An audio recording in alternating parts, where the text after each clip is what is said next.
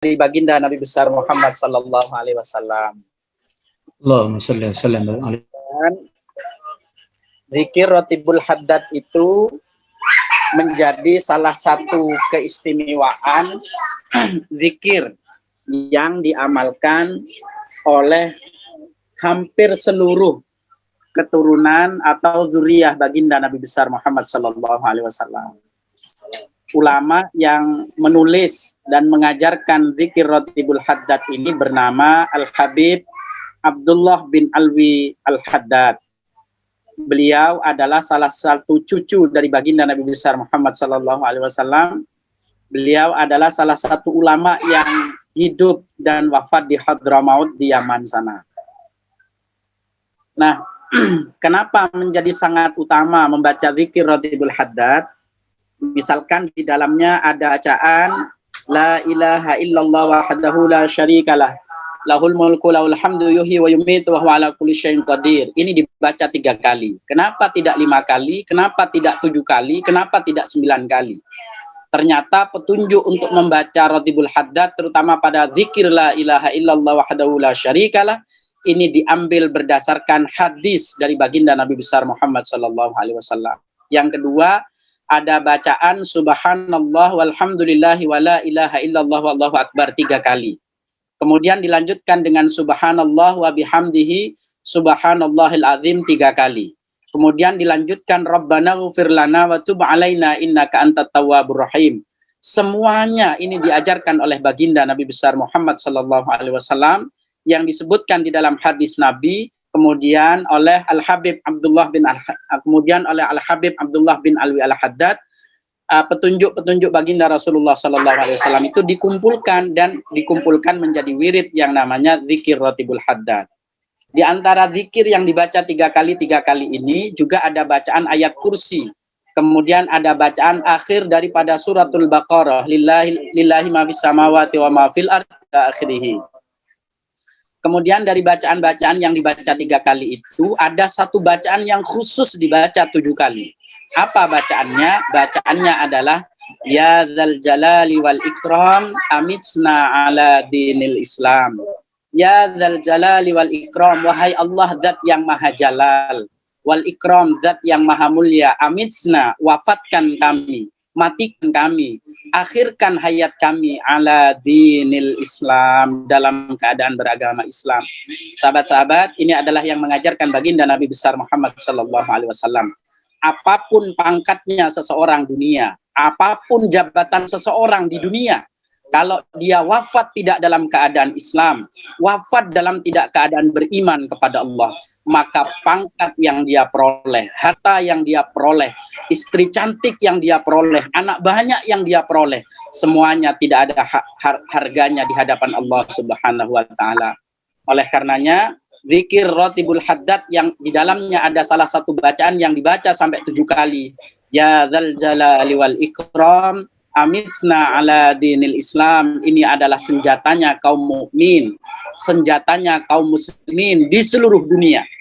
Oleh karenanya mereka yang sholat malam, sholat berjamaah 5 waktu berada di masjid, melakukan khataman Al-Quran setiap hari, semuanya itu nyaris tidak ada manfaatnya kalau dia mati dalam keadaan su'ul khatimah. Zikir Ratibul Haddad mengajak kepada kita, mengajarkan kepada kita untuk wafat dalam keadaan husnul khatimah. Sahabat-sahabat sekalian, ada waktu yang sangat dianjurkan kapan Ratibul Haddad itu dibaca. Para ulama menyebutkan waktu yang paling afdol adalah waktu setelah sholat isya sampai dengan waktunya sholat subuh. Mas, bagaimana kalau dibaca setelah sholat subuh? Boleh. Mas, bagaimana kalau dibaca setelah maghrib? Boleh. Bagaimana kalau dibaca setelahnya sholat duhur dan seterusnya? Boleh, semuanya boleh. Tapi waktu yang sangat utama adalah waktu setelahnya sholat isya. Ini seperti dijelaskan di dalam syarah kitab Ratibul Haddad.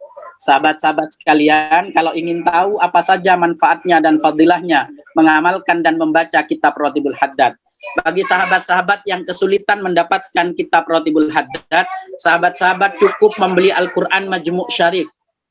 Ya, Majmu' Syarif ini ada di dalamnya zikir Ratibul Haddad.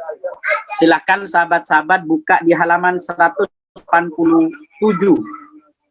Di halaman 187 itu ada zikir Ratibul Haddad. Siapa saja yang mengamalkan Ratibul Haddad, apakah harus mendapatkan ijazah? Tidak, ini ijazahnya umum kepada siapapun. Karena ini adalah bagian daripada hadis dari Rasulullah SAW yang harus kita ketahui dan harus kita laksanakan dalam kehidupan sehari-hari. Sahabat-sahabat sekalian, apa manfaatnya membaca zikir Ratibul Haddad itu? Yang pertama, orang yang membaca Ratibul Haddad dimanapun orang itu berada, misalkan di rumah, misalkan di kantor, misalkan di desa, atau di mana saja orang itu, maka tempat yang dibacakan Ratibul Haddad itu akan selalu mendapatkan pertolongan dan selalu dijaga oleh Allah Subhanahu wa taala. Itu yang pertama. Yang kedua, orang yang membaca zikir Ratibul Haddad itu dia akan diberi tambahan kekayaan, barokah dan kebaikan di dalam rumahnya. Itu manfaat yang kedua. Manfaat yang ketiga, orang yang istiqomah membaca zikir Ratibul Haddad dengan keistimewaannya, dengan fadilahnya, salah satunya insya Allah akan memanjangkan umur yang istiqomah, orang yang istiqomah membaca zikir Ratibul Haddad itu. Mas, bagaimana kalau ada orang umur 30 tahun, dia pengamal Ratibul Haddad, tetapi dia sudah wafat misalkan, kok umurnya tidak panjang? Yang dimaksud bilangannya umur panjang itu bukan umur 80 tahun, bukan umur 100 tahun, tetapi yang dimaksud dengan umur panjang adalah keberkahan umurnya, keberkahan doanya yang dibaca di dalam zikir Ratibul Haddad. Sahabat-sahabat sekalian, yang keempat, orang yang istiqomah membaca zikir Ratibul Haddad, insya Allah dengan keyakinan yang mantap, orang yang istiqomah itu membacanya insya Allah wafat dalam keadaan husnul khatimah. Karena ada permohonan dia di dalam setiap zikir Ratibul Haddad membaca ya dzal jalali wal ikrami amitsna ala dinil Islam. Yang kelima, sahabat-sahabat sekalian, orang yang istiqomah membaca zikir Ratibul Haddad, orang itu akan dijaga oleh Allah. Dari apa? Dari bencana. Bencana di mana? Baik di daratan, di lautan, ataupun di udara. Pak, insya Allah dalam situasi pandemi COVID-19, orang yang istiqomah membaca zikir Ratibul Haddad, insya Allah akan dijaga dan dipelihara oleh Allah Subhanahu wa taala, dengan catatan tidak boleh sombong, tidak boleh congkak, tidak boleh riak dan menyepelekan, cuman corona tidak mungkin masuk kepada saya. Jangan. Yang tidak disenangi oleh Allah adalah congkaknya, yang tidak disenangi oleh Allah adalah sombongnya. Baik Ustaz. Ya, sahabat, Untuk salawat nariyahnya sendiri apa Ustaz? Oke. Itu yang kelima dari manfaatnya. Jadi saya sebutkan ada sekitar 11 manfaat daripada membaca zikir Ratibul Haddad. Kemudian tentang fadilah membaca sholawat. Sahabat-sahabat sekalian, kalau kita misalkan tahu Allah memerintahkan kepada kita untuk sholat 5 waktu, Allah memerintahkan kepada kita untuk haji, bersedekah dan lain sebagainya. Pertanyaannya, apakah Allah mengerjakan sholat? Apakah Allah membaca Al-Quran? Apakah Allah haji dan bersedekah? Tidak. Amalan wajib semuanya, termasuk beberapa amalan sunnah, Allah tidak mengerjakan. Tapi ada satu pekerjaan yang Allah memerintahkan di dalam Al-Quran, innallaha wa malaikatahu yusalluna 'alan nabi ya ayyuhalladzina amanu shallu 'alaihi wa sallimu taslima. Jadi ada satu pekerjaan, Allah menginformasikan kepada kita, innallaha ya ayyuhalladzina amanu innallaha wa malaikatahu, sesungguhnya Allah dan para malaikat yusalluna 'alan nabi ya ayyuhalladzina innallaha wa malaikatahu yusalluna 'alan nabi. Allah dan para malaikat bersalawat kepada kanjeng Nabi Muhammad sallallahu alaihi wasallam. Kemudian Allah mengajak kepada kita yang beriman, ya ayyuhalladzina amanu shallu 'alaihi wa sallimu taslima. Bersolawatlah kalian semua kepada baginda Nabi besar Muhammad sallallahu alaihi wasallam. Kenapa Mas Ulung dan sahabat-sahabat yang lain memilih sholawat nariyah? Sholawat nariyah ini keutamaannya kalau dibaca setiap selesai sholat sebanyak 11 kali. Kemudian kalau misalkan sahabat-sahabat ada waktu, ada hajat khusus termasuk seperti malam hari ini, para ulama mengajarkan dibaca sebanyak 4.444. Nah, kenapa sholawat nariyah ini harus dibaca 4.444? Inilah salah satu rahasianya sholawat nariyah. Mas, bagaimana dengan sholawat-sholawat yang lain? Banyak macamnya sholawat yang lain. Tetapi kata Abu Ya Sayyid Muhammad Alwi Al-Maliki, beliau menyampaikan begini. orang yang dalam hidupnya istiqomah membaca sholawat. Salah satunya orang itu kelak ketika meninggal, ketika orang itu masuk ke dalam liang lahat, insya Allah orang yang istiqomah membaca sholawat itu tidak akan didatangi malaikat mungkar dan nakir. Kenapa tidak mungkin didatangi oleh malaikat mungkar dan nakir? Karena malaikat sudah tahu bahwa orang yang meninggal ini adalah orang yang cinta kepada baginda Nabi besar Muhammad sallallahu alaihi wasallam. Sahabat-sahabat sekalian, keutamaan sholawat nariyah yang kedua, saya cerita ini. Di Situ Bondo beberapa waktu yang lalu ada orang yang meninggal dunia. Masih muda, lebih muda, mungkin lebih tua dari Mas Fauzi sedikit. Orang ini selama hidupnya istiqomah mengamalkan sholawat nariyah. Sebelum yang bersangkutan meninggal, beliau mengabarkan Kiai Sofyan Rawuh. Kiai Sofyan Rawuh. Kiai Sofyan itu adalah mertua dari Al-Mukarram Kiai Haji Raden Muhammad Khalil As'ad Samsul Arifin. Jadi di Situ Bondo itu yang oleh Kiai Abdurrahman Wahid disebut ada ular biru istilahnya. Jadi ada ulama yang masih muda, pengasuh pesantren Wali Songo, tetapi oleh Gus Dur disebutkan bahwa Kiai Khalil As'ad Samsul Arifin ini adalah orang yang mujarab, orang yang sangat luar biasa. Kenapa? Karena beliau termasuk salah satu pengamal sholawat nariyah dari abahnya Kiai As'ad Samsul Arifin.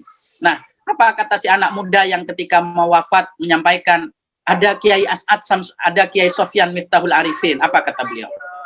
Sebelum beliau wafat, beliau menyampaikan bahwa tangannya dipegang oleh Kiai Miftah, Kiai Sofyan Miftahul Arifin. Dipegang, pegang tanganku, kata si pemuda ini. Artinya apa? Bahwa orang yang istiqomah membaca sholawat itu sebelum wafatnya disambut oleh para ulama, disambut oleh para aulia, termasuk disambut oleh baginda Nabi besar Muhammad sallallahu alaihi wasallam. Sahabat-sahabat sekalian yang terakhir, ada seorang ulama namanya Syekh Sya'rawi. Ada seorang ulama namanya Syekh Muhammad Sya'rawi. Silahkan sahabat-sahabat nanti searching di Google. Siapa Syekh Muhammad Sya'rawi itu? Syekh Muhammad Sya'rawi itu adalah seorang ulama ketika berdebat dengan Syekh Al-Utsaimin, ulamanya Arab Saudi. Syekh Al-Utsaimin itu menyatakan begini, bahwa bapak dan ibunya Rasulullah itu masuk neraka. Kemudian Syekh Sya'rawi membantah, tidak. Ayah dan ibunya baginda Rasulullah Sallallahu Alaihi Wasallam, beliau masuk surga dan beliau orang yang suci. Apa yang terjadi? Sebelum Syekh Muhammad Sya'rawi itu wafat, beliau menyampaikan, belikan saya jubah yang putih yang paling mahal. Tolong belikan saya minyak wangi yang paling mahal. Untuk apa, ayah? Kemudian Syekh Sya'rawi menyampaikan, jubah itu akan saya pakai tanggal sekian, malam sekian. Apa yang terjadi? Ternyata hari dan malam yang ditunjukkan oleh Syekh Muhammad Sya'rawi itu adalah malam di mana beliau akan wafat. Sebelum detik-detik terakhir beliau mau wafat, beliau menyampaikan, wahai anakku, saya sudah disambut oleh Rasulullah, saya sudah disambut oleh para aulia, tolong persiapkan semuanya. Jadi jubahnya dipersiapkan, minyak wanginya dipakaikan, dan lain sebagainya. Apa yang terjadi? Ternyata beliau sebelum wafat dibimbing langsung oleh baginda Nabi besar Muhammad Sallallahu Alaihi Wasallam. Yang ketiga, sahabat-sahabat sekalian, kalau kita pernah mendengar namanya Abuya Sayyid Muhammad Alwi Al-Maliki, ulamanya ulama ahlu sunnah wal jamaah di seluruh dunia, beliau wafat di Mekah. Apa yang terjadi? Ketika beliau masuk ke dalam liang lahat, ada salah seorang habaib yang membuka tali pocong kepalanya beliau. Ketika membuka dan menghadapkan wajah beliau ke arah kiblat, apa yang terjadi? Si habaib ini langsung bertakbir Allahu Akbar dan dia wafat. Dan dia pingsan. Ketika pingsan diangkat ke atas makam. Kemudian ketika selesai pemakaman, kemudian ditanya, Habib, kenapa tadi panjenengan kok langsung... Halo, ya, sorry. Abuya Sayyid Muhammad Alwi Al-Maliki, dan saya menghadapkan wajah beliau ke arah kiblat. Kemudian Rasulullah hadir di hadapan saya, dan Rasulullah menyampaikan, sudah kamu naik, Sayyid Alwi Al-Maliki adalah urusan saya, kata beliau. Ya Allah, sahabat-sahabat sekalian, ini adalah salah satu keistimewaan membaca sholawat kepada baginda Rasulullah Sallallahu Alaihi Wasallam, termasuk keistimewaannya membaca sholawat nariyah sebanyak 4.444 ini, kata penulisnya, di dalam kitab Sa'adatud Darain.